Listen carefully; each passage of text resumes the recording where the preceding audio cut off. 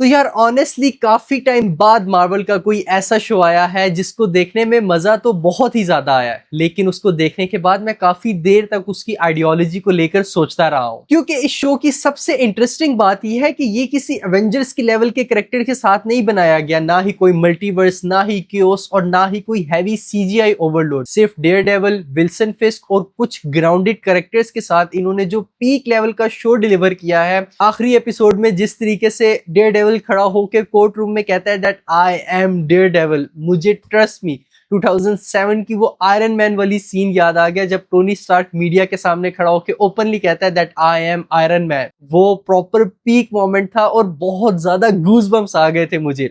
अगर मैं आपको इस टाइम पे टाइम दिखाऊं तो it's like 1:44 AM, but I was like let's go, why not, let's create some content around this show. लेकिन मैं चाहता हूं कि इसके ऊपर हम डिटेल में बात करें, तो लेट्स स्टार्ट विद एपिसोड 1। तो यार सीजन 1 की स्टार्टिंग ही काफी ज्यादा क्लियर स्टेटमेंट देती है। सबसे पहला इंप्रूवमेंट जो काफी ज्यादा नोटिसेबल है वो है एक्शन के अंदर। सीजन 1 में हमें कहीं कहीं पर डेयरडेविल की जो मूवमेंट है वो थोड़ी सी अननेचुरल फील होती है। जैसे ही कोई वो किसी इन्वायरमेंट के साथ इंटरेक्ट करता है तो वो बहुत ही ज्यादा स्मूथली इंटरेक्ट करता है, और यही यहाँ पर सबसे बड़ा नुकसान होता है जब आप अपने एक्शन सीक्वेंस के अंदर भी VFX और CGI घुसा देते हो। फॉर एग्जाम्पल अगर ये स्विंग कर रहा है तो इसकी बॉडी मूवमेंट स्पाइडरमैन की बॉडी मूवमेंट से काफी ज्यादा डिफरेंट होनी चाहिए, और यही चीज हमें सीजन 2 के अंदर प्रॉपर्ली नोटिस होती है। यहाँ पर जितने भी एक्शन सीक्वेंस है वो काफी ज्यादा अच्छे से कोरियोग्राफ किए गए हैं। हमें प्रॉपर्ली पता चलता है कि ये ग्राउंडेड कैरेक्टर है, because at the end of the day he is just a human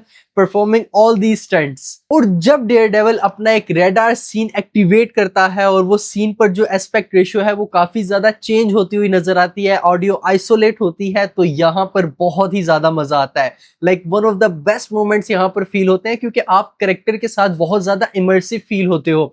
आपको ये फील होता है कि आप वही उस एक्शन के अंदर हो। आपको ये भी फील होता है कि डेयरडेविल किस तरीके से अपनी पावर्स को यूज करता है। सीजन 2 की एपिसोड 1 के अंदर जो बहुत ज्यादा इंपॉर्टेंट एस्पेक्ट है वो है किंगपिन का सेटअप। इस बार वो सिर्फ एक विलन नहीं है जो कि बस शैडोज में काम कर रहा है, बल्कि वो ओपनली पावर के अंदर आ चुका है। और जब विलन सिस्टम का पार्ट बन जाते हैं तब उनको हराना फिजिकली इम्पॉसिबल हो जाता है। उनको डिसमेंटल करना बहुत ज्यादा जरूरी होता है, जिसके बारे में हम इस वीडियो के एंड में बात करेंगे। अभी के लिए अगर हम एपिसोड 2 की बात करें तो एपिसोड 2 जो है वो काफी ज्यादा ग्राउंडवर्ड स्ट्रॉन्ग कर देता है। एंटी विजिलेंटी टास्क फोर्स का जो इम्पैक्ट है वो काफी ज्यादा क्लियर नजर आता है। सिटी में काफी ज्यादा डर का माहौल क्रिएट हो चुका है। काफी ज्यादा लोग जो है उनको बिना वजह उठाया जा रहा है, किडनैप किया जा रहा है, बंद कर रहे हैं। स्लोली और ग्रेजुअली इन सब चीजों का जो फोकस है वो हमारे कैरेक्टर्स के ऊपर भी आता है, और कैरेक्टर्स भी उससे काफी ज्यादा इफेक्ट होते हैं। तो अगर आप थोड़े से भी एक्सपीरियंस व्यूवर्स हैं जिन्होंने मार्वल के शोज या फिर ओवरऑल शोज देखे हैं, तो आपको यहाँ पर क्लियरली पता चल जाता है कि कौन से ऐसे कैरेक्टर हैं जिनका इस सीजन के अंदर काम डलने वाला है। जब मैंने डैनियल की बर्थडे देखी थी उसकी मदर के साथ, मुझे वहीं पर पता चल गया था कि भाई ये इसकी लास्ट एपिसोड है। सर में गोली खाई है भाई ने। लेकिन उससे पहले अगर हम एपिसोड 3 की बात करें तो इसका जो जेल वाला सीक्वेंस है, यहाँ पर जो सीजन है वो पीक कर जाता है। यहाँ पर सिर्फ एक अगर कैमियो ये लोग फ्रैंक कैसल यानी कि हमारे पनिशर का कैरेक्टर का डाल देते तो भाई मैं कहता हूँ मजा ही आ जाता। लेकिन यहाँ पर जो इन्होंने स्वॉर्ड्समैन का कैरेक्टर दिखाया है, यहाँ पर इन्होंने जो बाकी कैरेक्टर्स दिखाए हैं, और जो वन शॉट सीक्वेंस था जिस तरीके से वो डेयरडेविल अंदर जाता है, सारे लोगों को बचाता है, उनको बाहर लेके आता है, बहुत ज्यादा अच्छे से उस सीन को बनाया गया था। ये उस टाइप का एक्शन है जहां पर आपको कोरियोग्राफी साफ नजर आती है। लेकिन यहाँ पर एक और लेयर भी है। मैट का कैरेक्टर जो कि हमारे डेयरडेविल का कैरेक्टर है, वो सिस्टम को चैलेंज नहीं कर रहा, वो सिर्फ और सिर्फ लोगों को बचा रहा है। ये सबसे ज्यादा बड़ा डिफरेंस है, और इसी के ऊपर मेरे ख्याल से ये पूरा का पूरा शो टिका हुआ है। अगर इस सिचुएशन में यहाँ पर पनिशर का कैरेक्टर होता तो वो भाई इन सारे पुलिस वालों का सर खोल देता। यहाँ पर डेयरडेविल जो है वो सिर्फ टेम्परेरी रिलीफ देता है, मतलब वो हड्डियां वगैरह तोड़ता है कि ये लोग जो है जरा जल्दी ना उठ पाए, लेकिन मारता नहीं है। इसी के साथ साथ अगर हम एपिसोड 4 के ऊपर चलें तो यहाँ पर टोन हमें काफी ज्यादा शिफ्ट होती हुई नजर आती है। एंड आई हैव टू से एपिसोड 4 का जो ओपनिंग शॉट था भाई वो बेस्ट है। इससे ज्यादा बेस्ट ओपनिंग शॉट इस पूरे सीजन का नहीं हो सकता। जिस तरीके से बुलजाई उठता है, अपना नाश्ता बनाता है, एक कैफे में जाके बैठता है, खुद पुलिस वालों को कॉल करता है, और फिर जो वन शॉट सीक्वेंस है वहां पर भाई टूथपिक से आंखें फाड़ रहे हैं लोगों की, बहुत ही ज्यादा पीक सिनेमा था। जिस तरीके से वो चीजें फेंक फेंक के मार रहा है और लोगों का सर फट रहा है, और वो देखने में बहुत ही ज्यादा अच्छा लगता है। और यही चीज है जो कि बुलजाई को सबसे ज्यादा डेंजरस बनाती है। लेकिन इस एपिसोड में एक और बहुत बहुत ज्यादा इंपॉर्टेंट और बहुत ज्यादा पावरफुल सीन है, और वो है वेनेसा की डेथ। और यार जिस तरीके से क्रिएटर्स ने वेनेसा की डेथ को हैंडल किया है वो बहुत ही ज्यादा अच्छा मोमेंट है। लाइक मैं खुद जो है ना एक एस्पायरिंग फिल्म मेकर हूँ, और ये चीज यहाँ से सीखने वाली है। या तो वो सिंपली उसको मार देते, भाई बुलजाई ने बस ट्रॉफी फेंक के मारी, उसके जो है ना सर पे लगी और वो मर गई, but no, they choose some other way. वो पहले उसको ट्रॉफी फेंक के मारता है, वो कोमा के अंदर जाती है, लेकिन जैसे ही विल्सन फिस्क को ये चीज का पता चलता है कि okay now she is gone, she is dead, उसी टाइम पे वो उठ जाती है, पाइनएप्पल जूस मांगती है। और जब उसने कहा कि मुझे पाइनएप्पल जूस पीना है, और विल्सन फिस्क ने कहा कि इससे तो तुम्हारे जो होंठ है उनको काफी ज्यादा टिंगलिंग होती है, और तुम्हें तो पाइनएप्पल जूस पसंद ही नहीं है। ये एक मोमेंट था जब हमें नजर आता है कि विल्सन फिस्क जो है वो एक तरीके से रेत को अपनी मुट्ठी में दबाने की कोशिश कर रहा है। जितना ज्यादा वो रेत को दबाता है उतनी ज्यादा रेत उसकी मुट्ठी से निकलती जाती है, और जिस तरीके से आहिस्ता आहिस्ता उसकी मेमोरीज खत्म होती हैं और वो एक ही बात बार बार रिपीट कर रही होती है। बहुत ज्यादा इमोशनल मोमेंट था वहां पर, बहुत ज्यादा इमोशनल। यहीं से हमें पता चलता है कि विल्सन फिस्क अब बहुत ज्यादा कैलकुलेटिव मूव्स नहीं लेगा, बल्कि वो अनस्टेबल होने वाला है। वो पूरा का पूरा न्यूयॉर्क शहर जो है उसमें केओस मचाने वाला है। इसके बाद अगर हम एपिसोड 5 के बारे में बात करें तो ये एपिसोड सरफेस पे काफी ज्यादा स्लो लगती है, लेकिन this is one of the best written episode of this season, क्योंकि यहाँ पर बहुत ज्यादा एक्शन सीक्वेंस नहीं है, बल्कि यहाँ पर क्लैश हो रहा है आइडियोलॉजी का। फॉगी नेल्सन की जो फिलॉसफी है और जो आइडियोलॉजी है उसके ऊपर इसके अंदर बात होती है कि डेयरडेविल के अंदर ये आइडियोलॉजी आखिर आई कहां से कि मैं इन लोगों को मारूंगा नहीं, बल्कि मैं इन लोगों को छोड़ दूंगा, दे डिजर्व अनदर चांस। और यहाँ पर हमें पता चलता है कि ये सारी की सारी आइडियोलॉजी और फिलॉसफी जो है वो डेयरडेविल की अपनी नहीं बल्कि फॉगी नेल्सन की है। इसका मतलब यह है कि मैट इंटेंशनली कॉन्फ्लिक्ट में है, उसको खुद नहीं इस चीज का पता कि मुझे इन लोगों को माफ करना है, इन लोगों को इग्नोर करना है, या फिर इनको एक ही दफा जान से मार देना है। But it was so beautiful जिस तरीके से उन्होंने इस पूरी एपिसोड को क्राफ्ट किया।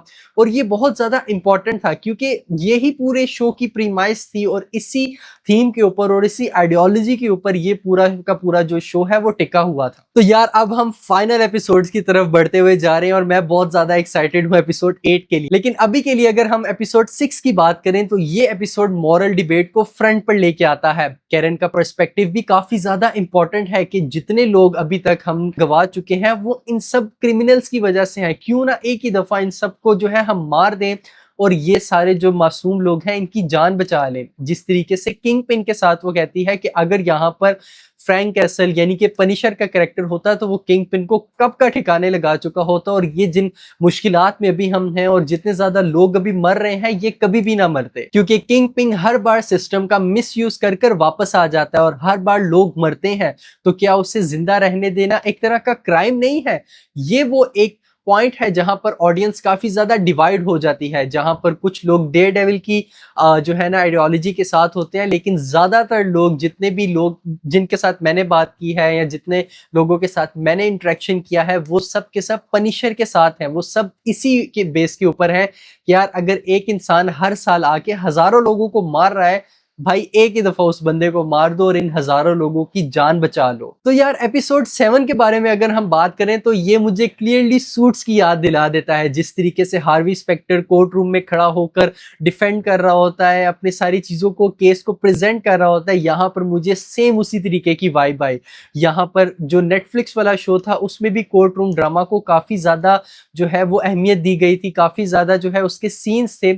यहाँ पर एविडेंस से ज्यादा इमोशंस के ऊपर थे। जब जो जज होते हैं वो हमारी कैरेक्टर को बोलते हैं कि यहाँ पर कोई भी जूरी नहीं है, आप डायरेक्टली हमारे साथ बात करें, तो वो सारा जो कैमरास दिखाते हैं और वो फ्रेम दिखाते हैं तो वो डायरेक्टली हमारे ऊपर पॉइंट आउट कर रहे होते हैं कि ये जो लोग देख रहे हैं हमें, यही इस सीन की जूरी है। और ये चीज मुझे बहुत बहुत ज्यादा अच्छी लगी। लेकिन अगर हम इस एपिसोड के बारे में बात कर रहे हैं तो इस एपिसोड का सबसे ज्यादा पीक मोमेंट जो था, no doubt it was when Matt Murdock announced that I am Daredevil. और जिस तरीके से वो सारे जो न्यूज वाले होते हैं वो सामने आ जाते हैं और फ्लैशेस मार रहे होते हैं, पिक्चर्स ले रहे होते हैं, it was same replica as when Tony Stark announced that I am Iron Man. मुझे सेम वही वाली वाइब पाई। और अब बहुत सारे लोगों का इस टाइम पे एक क्वेश्चन होगा कि डेयरडेविल जो है वो तो स्पाइडरमैन की तरह है, इसको अपनी आइडेंटिटी छुपा के रखना बहुत ज्यादा जरूरी है।